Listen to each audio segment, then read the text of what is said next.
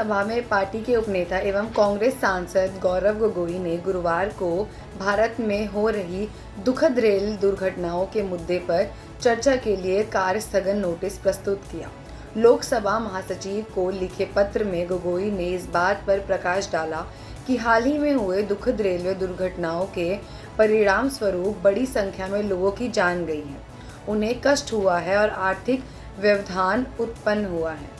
गोगोई ने अपने पत्र में उल्लेख किया, पिछले सप्ताह ही 18 जुलाई को उत्तर प्रदेश के गोंडा के पास चंडीगढ़ डिब्रूगढ़ एक्सप्रेस के पटरी से उतर जाने से 4 लोगों की मौत हो गई और कई अन्य घायल हो। 7 जून को कंचनजंगा एक्सप्रेस के साथ टक्कर हो गई, जिसमें 9 लोग मारे गए और 25 से अधिक घायल हो गए।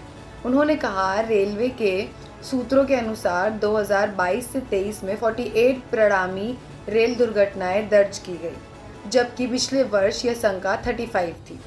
2022 से 23 में गैर परिणामी रेल दुर्घटनाओं की संख्या 162 थी, जिसमें signal pass at danger SPD के 35 मामले शामिल थे। अपने पत्र में गोगोई ने दावा किया कि जनशक्ति की कमी के कारण कई क्षेत्रीय रेलवे लोको पायलटों को निर्धारित ड्यूटी घंटों से अधिक समय तक ड्यूटी पर रहने के लिए कह रहे हैं। उन्होंने कहा कि बार बार हो रही रेल दुर्घटनाएं रेल बुनियादी ढांचे के प्रति लापरवाही और उदासीनता को दर्शाती है। कांग्रेस सांसद ने कहा कि यह स्पष्ट है कि मौजूद सुरक्षा उपाय पर्याप्त नहीं हैं और इनमें व्यापक सुधार की आवश्यकता है। आज निर्धारित कार्यक्रम के अनुसार 23 जुलाई को पेश किए गए केंद्रीय बजट 2024-25 पर संसद के दोनों सदनों में चर्चा जारी रहेगी। उल्लेखनीय है कि हाल के घातक रेल दुर्घटनाओं ने भारत की पुरानी रेल प्रणाली के बारे में चिंताएं बढ़ाई दी हैं।